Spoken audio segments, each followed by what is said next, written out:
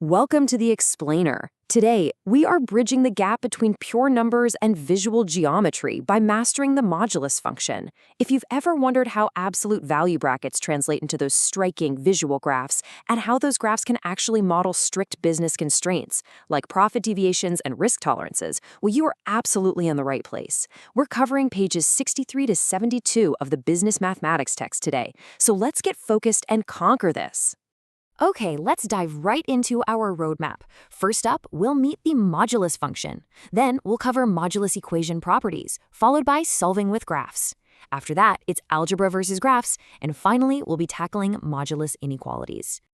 All right, section 1, meet the modulus function, a mathematical mirror. So at its very core, the modulus, or absolute value function, acts exactly like a mathematical mirror. It's defined as f of x equals the absolute value of x, and it splits into two distinct parts. If your input, x, is 0 or positive, it simply returns x, no change. But if your input is negative, it applies a negative sign to it. What this does is effectively reflect any negative input into a positive output. It's really just representing pure distance from 0, which guarantees a non-negative result every single time. Now, this two-part algebraic definition translates perfectly to the Cartesian plane as a really striking symmetrical V-shape. For positive values, we see the line soaring upwards on the right. And for negative values, well, the line reflects upwards on the left instead of dipping down below the x-axis. That turning point right at the origin, 0, 0, is called the vertex. The modulus function is always going to form this V-shape, and it will literally always lie above or directly on the x-axis. Moving right along to section 2, modulus equation properties and our core analytical rules. Looking at the essential algebraic properties, you'll see you can neatly split multiplication and division right inside those modulus brackets. But honestly, the most interesting property here is squaring. The absolute value of a squared is simply a squared. Because squaring a number naturally makes it positive anyway, squaring both sides of an equation becomes this highly efficient, almost magic tactic for eliminating modulus brackets altogether. But hey, what happens if our function isn't just a simple x? Let's meet the general linear modulus. F of x equals the absolute value of ax plus b. When we start throwing coefficients and constants inside those brackets, we aren't breaking our mathematical mirror. We're really just moving it. This setup shifts the entire V-shape along the x-axis. Specifically, that vertex relocates to the coordinate negative b over a, 0. So it perfectly maintains its fundamental reflecting nature, just hanging out in a new neighborhood on the graph. Up next is section 3, solving with graphs, or finding visual plane solutions. The textbook outlines this really precise four-stage method for solving equations graphically on page 65. First off, we break our single complex equation into two separate functions, f of x and g of x. Second, we use a basic table of values to plot our coordinate points. Third, we draw the resulting lines and V-shapes on our axes. And finally, we just look for the exact intersection points. Literally, wherever the graphs cross, boom, you found your solutions. Let's actually put this into action by running our x inputs, say from -1 through 5, into both formulas. We can calculate our plotting points for f of x equals the absolute value of 2x plus 1, and g of x equals the absolute value of x minus 4. Notice in the data how the outputs dip down towards 0 and then bounce right back up?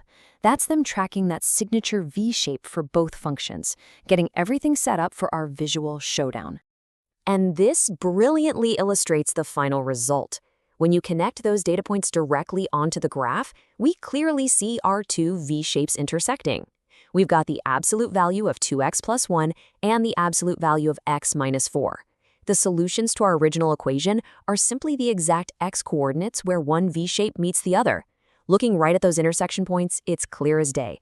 Our solutions are x equals -5 and x equals 1. All right, section 4, algebra versus graphs, a method matchup. The text basically gives us two distinct paths to get to our answer here. The algebraic method relies heavily on properties, like splitting the equation into positive and negative cases, or using that squaring trick we talked about to solve for x. It is incredibly mechanically efficient. Now, contrast this with the graphical method, which relies on plotting functions to find those spatial intersection points. The graphical approach offers this intuitive spatial clarity that allows you to visually verify exactly what the algebra is telling you. The really crucial point here is how beautifully the graphical method adapts to totally different scenarios. For example, if you have a simple horizontal line representing a constant value intersecting a V-shape, the solutions are super straightforward. But even when you introduce a much more complex, slanted line, the visual method still works absolutely perfectly. Regardless of the complexity, wherever those lines cross, your solution is right there waiting for you. Finally, Section 5, tackling modulus inequalities and dynamic ranges. Think about this for a second. We now know how to find exactly where the V-shape meets a line, right? But what if we need to know when it stays entirely above it, or maybe entirely below it? This changes the whole game. We are officially pivoting from equations, which give us exact intersection points, to inequalities, which represent entire dynamic bounded regions of valid answers. The textbook lays out the fundamental rules for this translation on page 70. Here's the gist. If the absolute value of x is less than a, our solution is a bounded region trapped right between negative a and positive a.